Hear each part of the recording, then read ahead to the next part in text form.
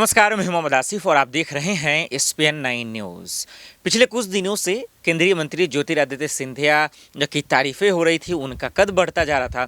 लेकिन दर्शकों, एक ऐसी खबर आई है जो उनके लिए चिंता बढ़ा सकती है। एक ऐसी खबर आई है जो ज्योतिरादित्य सिंधिया के समर्थकों के लिए परेशानियां बढ़ा दी है। एक ऐसी खबर आई है जो सिर्फ और सिर्फ ज्योतिरादित्य सिंधिया या उनके समर्थक के लिए नहीं, बीजेपी के खेमे में भी भूचाल मचा सकता है। तो पहले खबर क्या है दर्शकों, मैं आपको बताऊंगा, फिर उसके बाद बताऊंगा कि ज्योतिरादित्य सिंधिया के लिए परेशानी कैसे बढ़ सकती है।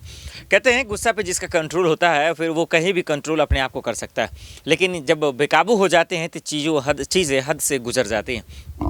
पिछले कुछ दिनों से जब से संसदीय बोर्ड से शिवराज सिंह चौहान सीएम शिवराज सिंह चौहान को हटा दिया गया, नितिन गडकरी साहब को हटा दिया गया, उसके बाद से कैलाश विजयवर्गीय के साथ नज़दीकियां बढ़ने लगी, खास करके ज्योतिरादित्य सिंधिया की।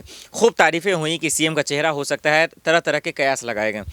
लेकिन आज क्या हुआ कि कलेक्टर साहब से ज्योतिरादित्य सिंधिया के समर्थक ने बदसलूकी की और इसी मामले में उन पर एफआईआर भी दर्ज हो गई है। अब देखना होगा कि गिरफ्तारी कब होती है और इससे ज्योतिरादित्य सिंधिया को कितना बड़ा झटका लग सकता है। और वो इसलिए मैं बात कर रहा हूँ क्योंकि ज्योतिरादित्य सिंधिया कैसे नेता है वो हमारा बाखूबी से जानते हैं। कितने इंपॉर्टेंट है बीजेपी के लिए ये हम आप जानते हैं। मध्य प्रदेश के लिए कितने ज़रूरी हैं ये हम आप जानते हैं। इसका अंदाज़ा आप गुजरात चुनाव से लगाइए। गुजरात में चुनाव होने वाले हैं।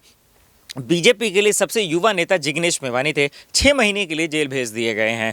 तो आप समझ सकते हैं कि कांग्रेस का क्या हाल होगा। बेराग्रत हो गया।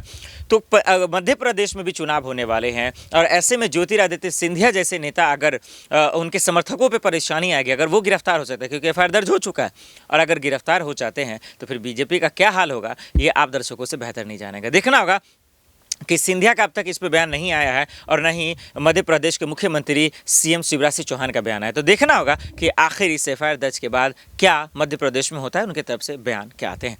आज के लिए इतना ही, मुझे दीजिए इजाजत और आप देखते रहे SPN9 न्यूज़। नमस्कार।